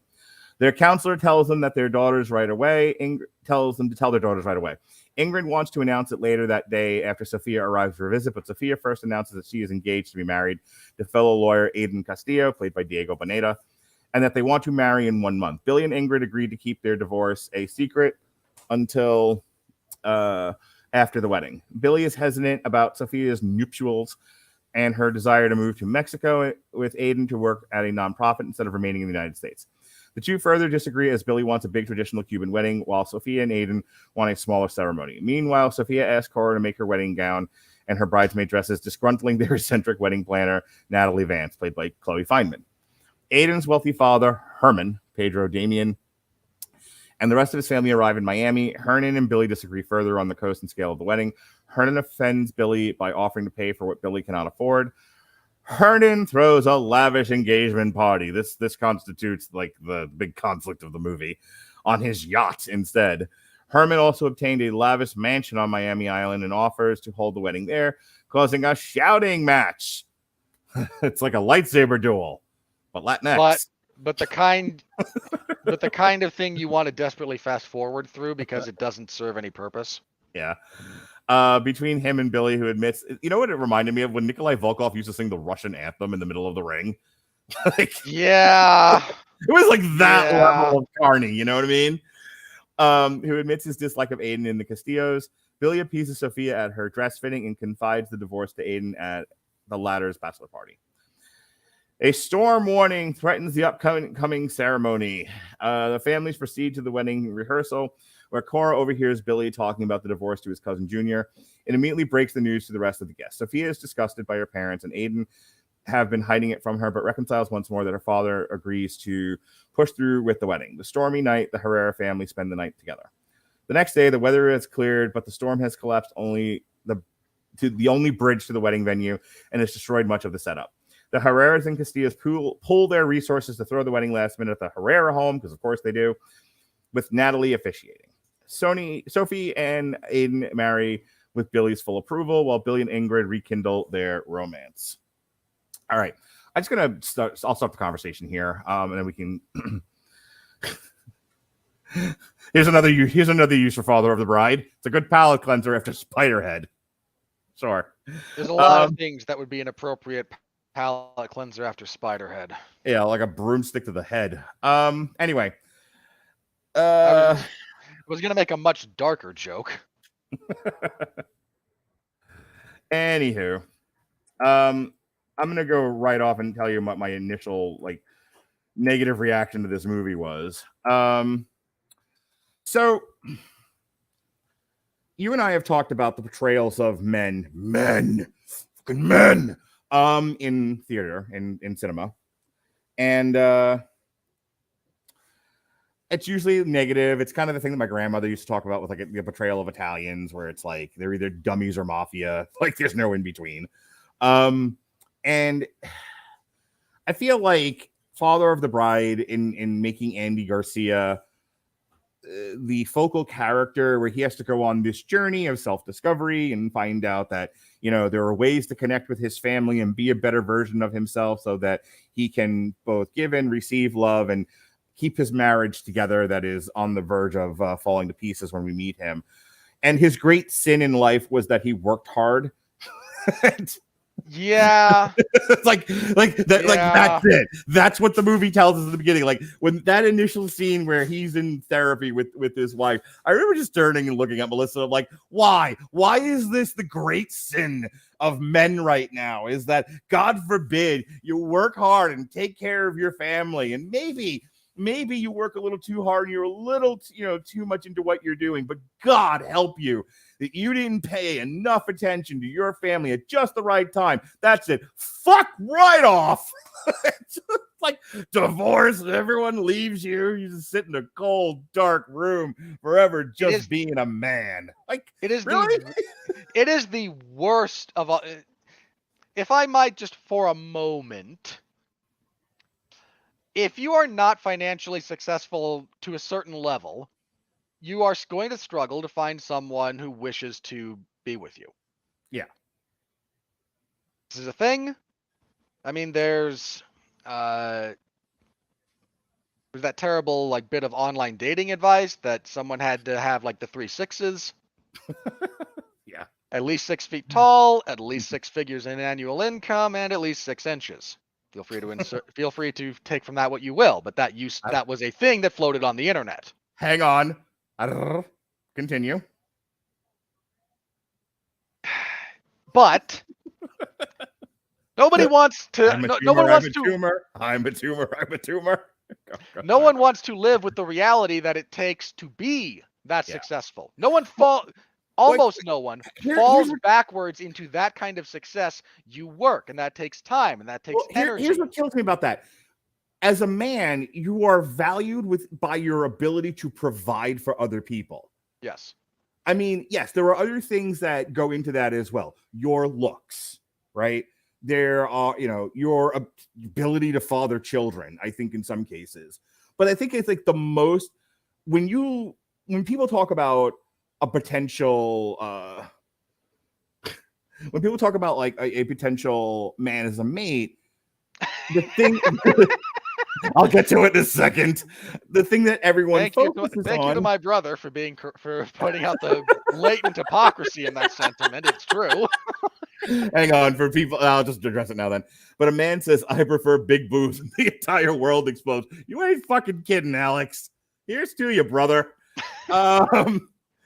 It just drives me crazy because, like, I get that. As somebody who has thrown himself on his hands and knees begging for forgiveness for being a little neglectful of my own family over the last couple of years for a variety of reasons, not the least of which was I was trying to recover from cancer. I get that as a provider, you are still obligated to focus on your family, your wife and kids. Husband and kids, whatever your situation is.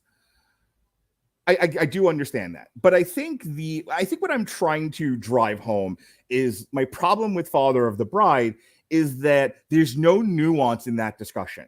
Yeah, it's just he worked hard.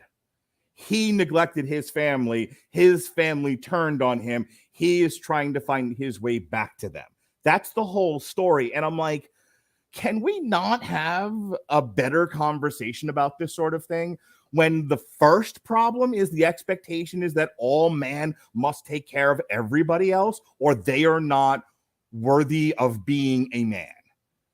Because I think there's a lot there to unpack. And it's like, no. Let's just pave right over it and go right to men suck. And it's like, come on, man. I struggled with this movie for that reason alone. And it's like, it's not that it's a badly written movie or anything. It's just one of those where they've sat around like, what is this movie going to be about? It's about a father who, worked hard and neglected his family, and his wife wants to divorce him. And that's the backdrop to this wedding that's going to happen. Father of the bride. And I'm like, once again, shallow pool of ideas, Hollywood writers. Shallow pool. Extremely. You're entirely right that there should be a more nuanced conversation here. And the initial bit when they're talking in the therapist's office, and she says to him, I thought by this point in our lives, we could be living our lives. Our kids are, out of the house. They're graduating. One of them's graduated from college. One of them is kind of a mess. But we have worked hard, the both of us. We have raised our children. We shouldn't still be doing that. Right? By this point in our lives, we should be ready and getting ready to move on to enjoy the, for want of a better expression, the sunset era of our lives. And I think, and that's a nuanced, valid point. That's her going. But I understand. You never get his counter to that. You realize, like, he never gets a say in the argument. The closest thing he gets to one is him going, yeah, but our second daughter's a screw up, and we're going to be supporting her, so I can't afford to slow down. And it's a nothing argument. It really is. But like, hang on. I do agree with you that that's when things start falling apart. Is when he whatever he might say to that is so inane, so like not I still have goals. I still have dreams. Or I don't know what else to do. This is hard. Have you not heard people who have dedicated themselves to their work for decades, and you're just supposed to turn it off? You're just supposed to hit a switch. Hit a switch, Robert Winfrey, and your whole decades-long dedication to your career should just go away, and you're a different dude. Like, believe me, man. No, you're entirely right. Like, I cover mixed martial arts for those of you who don't know. And fighters retire. And if you wonder why some fighters hold on for much longer than they should, this is part of the reason, believe it or not. They have dedicated, for some of them, like especially if you talk about people who have like significant wrestling backgrounds. Like, a lot of them will have started wrestling in their like early double digits, like not even teens. What was it? Ben Henderson started Taekwondo in like elementary school. Lyoto Machida started karate when he was 3. Yeah. Now, granted, again, this is not to say there's not other things you can do with these skills and whatnot, but if you're going to succeed, especially if we're talking about athletics, and we're not in the case of Andy Garcia, but the point is still true. Right. If you're going to succeed and achieve at a high level at something like that, something that competitive, something that difficult to achieve in, it takes a tremendous amount of focus, of will, and of dedication. And when it's time to put that aside, you have to be ready for that. Right. Like, that is not a switch you can throw. If you're used to training and going into camp and the fight all of that grind, if you suddenly have to just wake up one morning and go, well, I'm retired, what is there now? You know what movie dealt with this weirdly in like the best way, I think? Space Jam. Specifically, you're not wrong. It's Michael Jordan like struggling with what am I supposed to do with life after basketball, and he tries baseball because I got to do something competitive, and him like meditating. Like, I know everyone's like, fucking Space Jam, the Bugs Bunny movie. Yeah, watch that movie again just for the Michael Jordan scenes. He's not a good actor. Not why you watch that movie. But he tries in the subtext. in what they're trying to do with Michael Jordan is him meditating on what am I supposed to do? I've been this basketball player. I've been this athlete since I could walk. And now it's gone away from me. I've accomplished everything I'm supposed to do, everything that you can do in the sport. I'm trying another sport because I don't know what to do with myself. Because here's the thing about personality and thought patterns. That stuff solidifies over years. Like it's fluid as a kid. It starts to harden as you get to be a teenager. And then once you're in your 20s, you're kind of it. Your personality is sort of intact. And then it's just sediment upon sediment upon sediment on top of your way of thinking and behaving. And then you're asked in your 40s to suddenly take on an entirely different way of thinking and being. And if you don't do it fast enough, you end up in divorce. Is that what we're saying, Father of the Bride? Like, that's fucked up.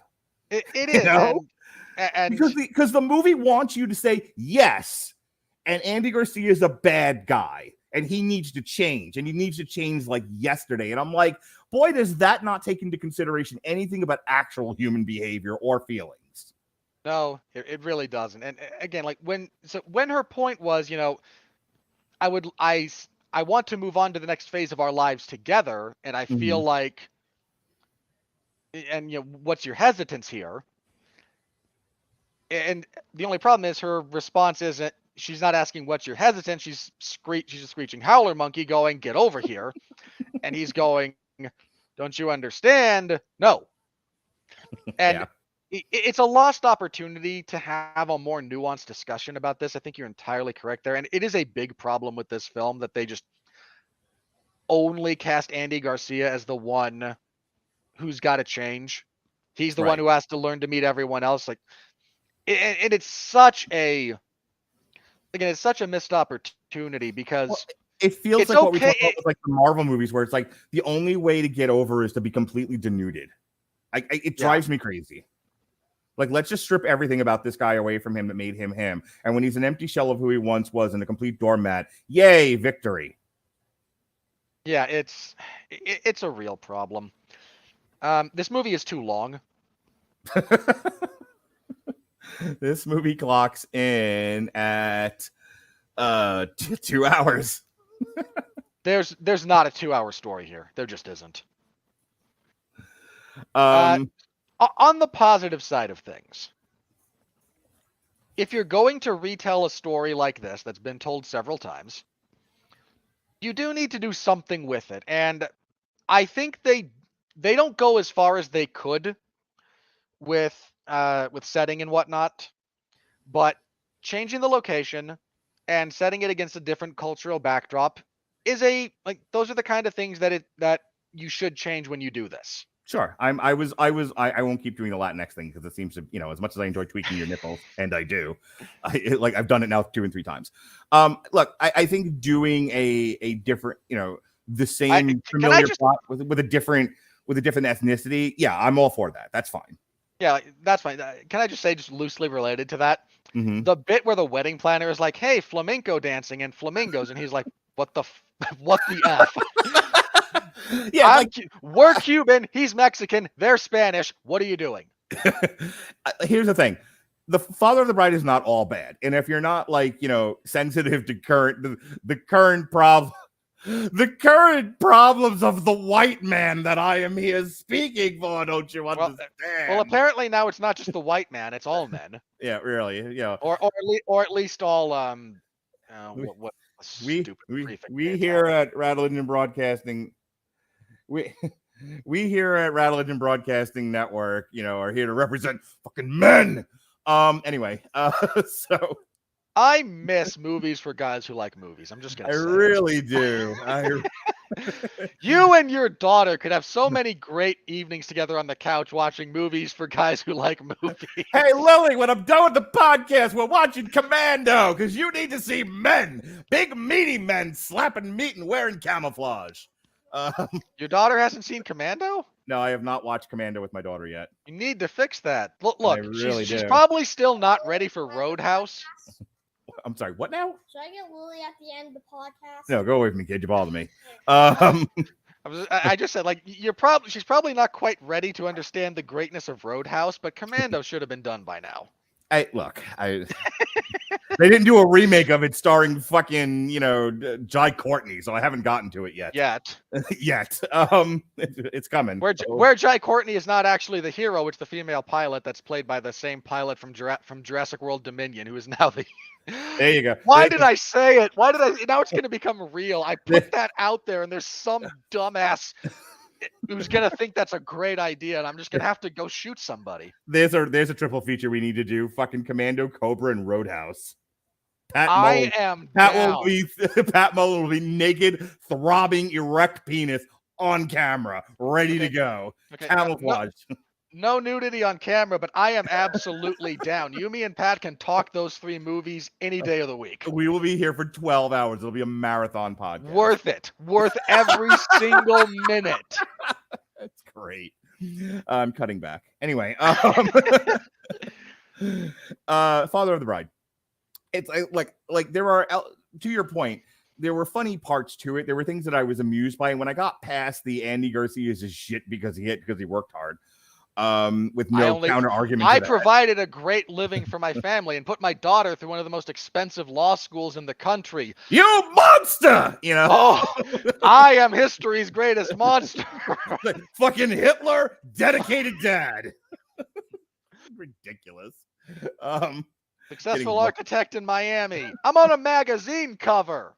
Yeah. Cuban immigrant makes good. Fuck this guy. Anyway. I know. It's so stupid. It's so bad. Anyway, there are funny parts to the movie. There are amusing little things that happen throughout the movie. Also in the good category, I like the chemistry between Andy Garcia and Gloria Estefan. I think they have a good. I think they work on camera together very, very well. So kudos to them. Like they give you that kind of old married vibe. Yeah. And that's a hard thing to pull off sometimes. I don't remember the last thing Gloria Estefan was in. I should look it up real quick. But I thought she did first of all, I did not even realize that was her at first. But I thought she did an outstanding job as. And here's the thing. I've bitched and complained for the last 20 minutes now about the treatment of Andy Garcia in this movie. It's not her fault. Like, her character is presented as it is, and I think she does a good job with that character. And I really did in the one scene where they're talking about, like, boy, have I been there, by the way. Like, what are the rules? Like, what are we doing here? Like, am I allowed to hold your hand? Can we kiss? Can we dance? And she's just like, I fucking had it with you, and then it's like, who are you texting? You texting your boyfriend? Yes. I'm texting my boyfriend to say, when am I serving you with divorce papers? Ouch. Oh, my heart. That sucked. And she did great with that scene, is my point. She put on a really, like, stellar performance. Might be overselling it, but I really did think for what they asked her to do, she did an outstanding job. Yeah. So that was good. Again, I think they do enough with the setting. Like, you are aware of where you are in the world. She has a lot of voice roles, as near as I can tell. Like, her filmography, and then she was in Vivo, which is a voice role. She was in A Change of Heart. She was in G-Force, which I think is a voice role.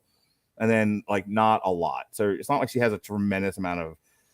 Looks like she has more television time than she's got screen time. Feature that time, makes sense. Yeah. I mean, like you said, she's not a great actress. She works here. Yeah. And she absolutely does what is asked of her here, whether that's just her natural state of being or her ability to act. I couldn't tell you one way or the other, but she was absolutely right for this role. Yeah. I think they do enough with the setting of Miami. I mean, the Steve Martin one is set in California. I think it's in Los Angeles, because the groom's parents live in, like, the biggest mansion in Bel Air.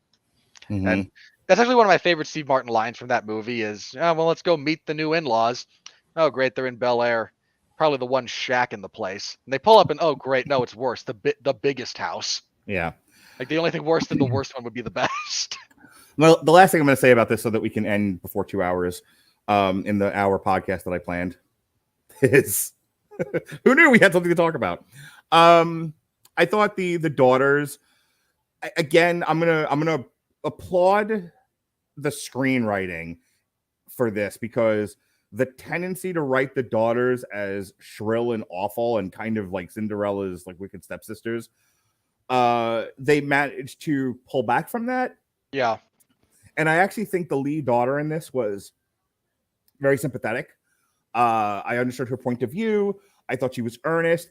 I would say that's probably the biggest quality in that performance and in that characterization. There's an earnestness that's there that made her an appealing character to follow, and you wanted her to have a nice wedding.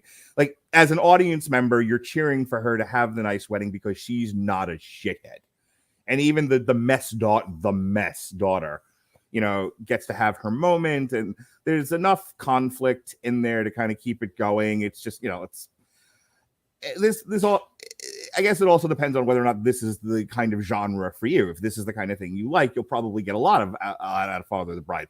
I kind of watched it just to review it, so you know, it's not really my thing. But I am trying to, as I was telling Sean when we talked Fire Island, I'm really trying to stretch out of the kind of stuff we normally do here. And you know, 2 years ago, there's no way we would have reviewed Father of the Bride. So, you know, despite the fact that it's not my genre, I still think it was a competently made movie, despite the missed opportunity to really have a discussion of what is the nature of husband and fatherhood. I'll give you the last word and we'll move on. Yeah, again, I'm going to close on a negative because I'm me. You are. And we love you for it. But like you mentioned, there's some good stuff here. There are some funny moments. Andy Garcia is not a great comedian. No. And I think that's to the movie's detriment. And I don't think they wrote it to be more comedic. I think they wrote, when they knew they had Andy Garcia, they wrote it to be more melancholic, which is more in his wheelhouse. Yeah. You still get bits of levity.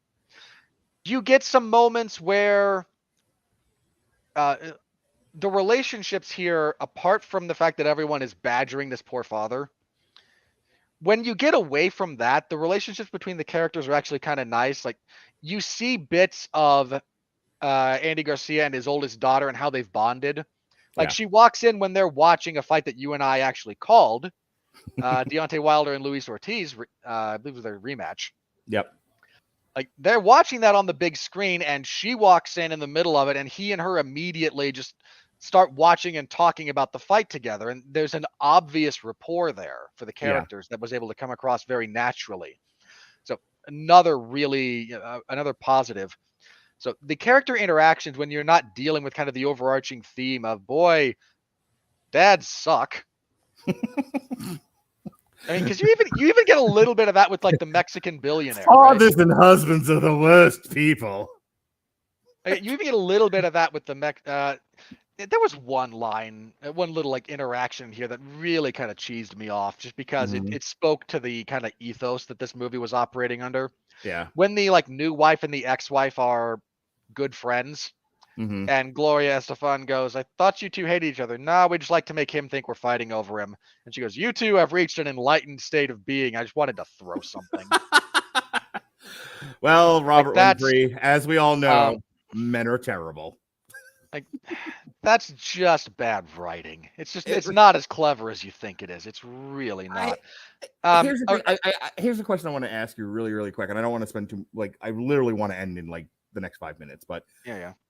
I do wonder when they're sitting around in Frankenstein's laboratory and they're trying to construct these films for streaming. I wonder how much of a consideration is this is just for an American audience. Like the rest of the world doesn't even get HBO Max, so who fucking cares? And they're thinking, okay, well, if it's just for an American audience, then you know what Americans want, and then you have that fundamental disconnect between what Hollywood writers think people want and what they actually want. Because I can't imagine there was a sober conversation where they were just like, what the people really want is a movie about how much men are terrible. That's what we'll give them. It's like, what an isolated circle fiction writers of Hollywood are. You know what I mean? Yeah, it's a real circle jerk. All right. Well, circle jerk is the phrase that pays here on the Radulich Broadcasting Network. So let's go ahead and talk about the week that's coming. Speaking of which, Tomorrow, my friend Dave, who I haven't spoken to in years, he's my friend, my buddy from the Navy. I wasn't in the Navy; he was in the Navy. I was about to say, like, I have a pretty decent timeline of your life in my head. I didn't think you were ever in the Navy. Yeah, between the porn company and the social work, I was in the Navy. There are worse transitions to make than working for yeah. So anyway, a rather heinous individual to social work. Yeah. Brief stop over in the Navy in between. 2 year itch. Who doesn't? So anyway, he contacted me and he was like, "Hey, can we do the Montreal screw job?" And I'm like, "Can we talk about it? Like, watch it and talk about it." I'm like, sure. So I threw that on there. We're gonna do that tomorrow before I take my dad out for Father's Day. And then in the evening, we got another Damn You Hollywood double feature. I'm gonna be reviewing Lightyear, which I get to use my bomb sound for that. Yikes! Blew up on the launch pad. That one did. It opened below expectations.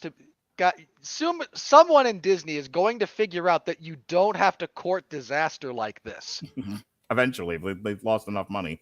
Anyway, so we're going to do Lightyear, and then we're going to do Chip and Dale Rescue Rangers, which came out actually in May.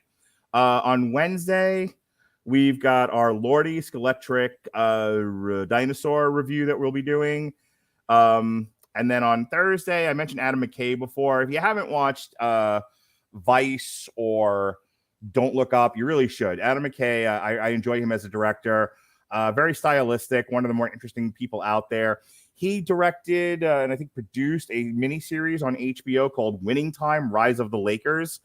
So it's the history of like Magic Johnson, Larry Bird, Kareem Abdul-Jabbar. So if you're into the history of basketball and this glory era of the Lakers, I liked it. I'm anxious to talk about it with Jason. We're going to do that Thursday night at 9 or 10 whenever I get back from seeing G.I. Joe the movie, which is my Father's Day present from my family. And that is it for this week. What do you got going on? Wait. Yes. Which G.I. Joe? The cartoon. They're doing it's like the 30 or 40th anniversary or some shit. So we got tickets to go see it. Probably closer to 40 than 30, which is depressing on so many levels. Yeah, buddy. Look, that was mostly me. That was mostly for me to go, like, if your family gave you a ticket to see Channing Tatum for Father's Day, like, they don't like you very much. No, it's a cartoon. Okay. But Hope you have quick, fun. I hope so. I think I will. I thought it was a very thoughtful gift from my family. But all right, go ahead. Go with your plugs real quick. All right. I cover a bunch of stuff over at 411mania.com. This last week, it was AEW's Dark Elevation, MLW's Fusion, WWE SmackDown, which, 2 weeks ago, I got grief for not rating a show higher. This week, I gave a show it's not even a very high grade, but it was apparently too high for some of the malcontents out there.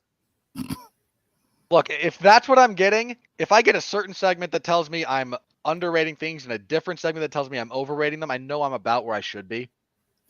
That's kind of my read on that. And I just appreciate that they're passionate enough to comment.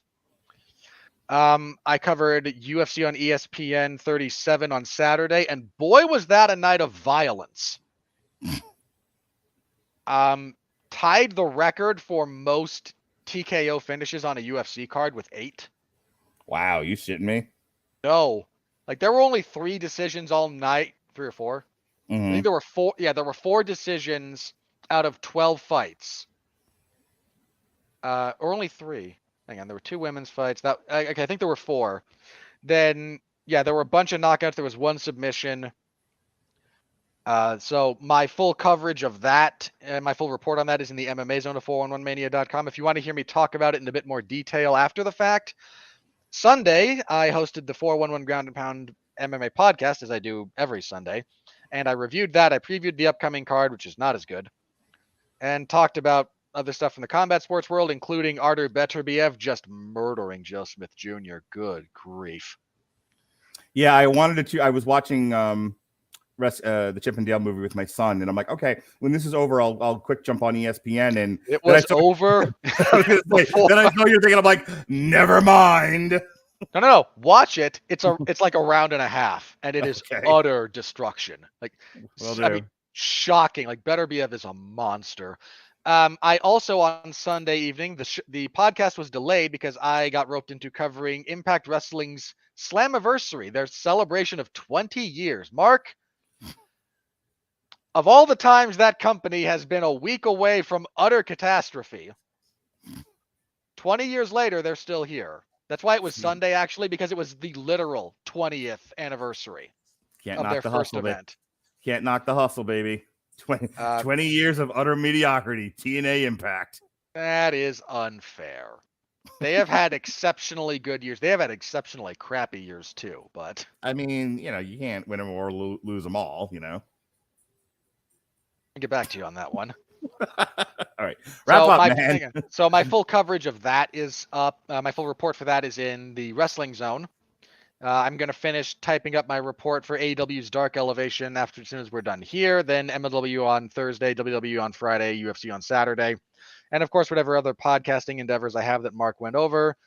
Very much looking forward to talking about Lightyear and Chippendale tomorrow because it'll be good, lighthearted fare. Unless Lightyear just really pisses me off. And I doubt that it will. I'm thinking of doing the Chippendale review topless with just a bow tie. What do you think? I think that will get us banned on Twitch. Please don't do it. Okay. What if I just point the camera just here, but I'm still bow tie and topless? Look, whatever happens outside of frame is your business, but don't put it on camera. If I had a nickel for every time someone said, "Hey, don't put that on camera." All right, folks. Stupid innuendo aside, are you done? Pretty sure that's it. So, all right. Thank you as all. Had a lovely time talking about one exceptional movie, one totally forgettable movie, and one movie starring a human lizard brain. It's amazing.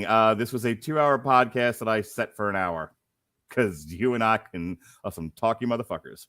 Look, if we were only talking about Spiderhead and Father of the Bride, we'd have been out of here in 30 minutes. Yeah, we really would have. All right, folks. Thank you for joining us. For Robert Winfrey, I'm Mark Radulich. Be well, be safe, and behave.